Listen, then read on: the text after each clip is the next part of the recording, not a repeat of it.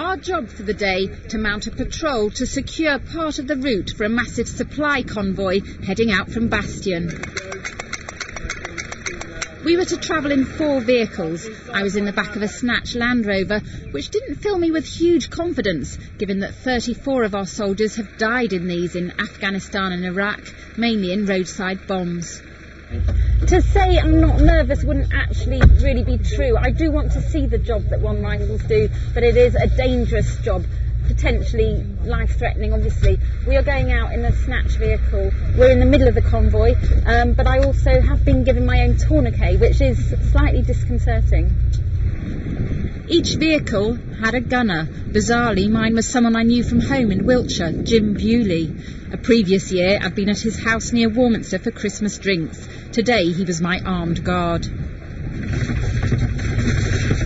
It was the bumpiest ride I'd ever had.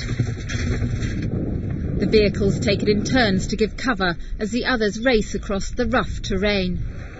But after what seemed like one of the longest 20 minutes of my life, we'd arrived at the patrol base, Viking as it's known. Coming down to the real tough end of reality down here. Guys there's no cookhouse or anything like that. Guys are cooking for themselves. As you can see, there's no soft beds or running water or things like that. Everything comes in, and the guys really are working at the cutting end. The Rifles look after 3 patrol bases like this near Sangin. They work alongside the Afghan National Army, helping to protect the local population and keep the road clear for convoys. They keep constant vigil from the roof of the base, looking out over the green zone where most of the enemy are to be found. We should send the RPG men in front and PKI and machine gun. Sergeant Paul Jones from the Forest of Dean has spent most of his tour so far working here at what is the front line. Because this gets attacked quite a lot, we come down to watch the area when any patrols move through, which basically allows us to give early warning to any patrols coming through if there's any Taliban movement in the area. Sergeant Jones headed off to the next base with some of the others to safeguard the next stretch of road.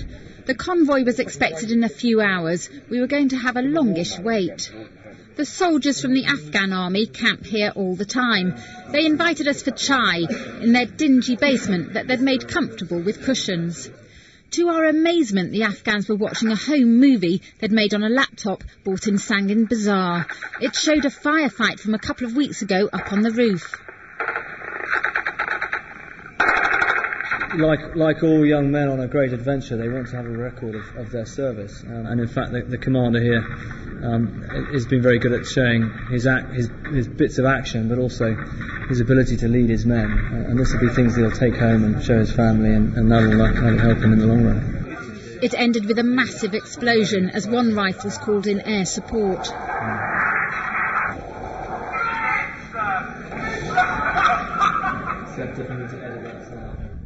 Outside, night had fallen. The soldiers on guard duty were using their night vision goggles. Others hunkered down to relax as best they could.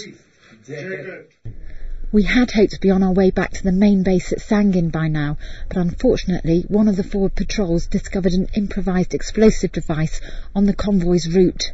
The convoy can't pass until bomb disposal's dealt with it. That means we can't go home. It would be several hours before we heard the sound that meant the device had been dealt with.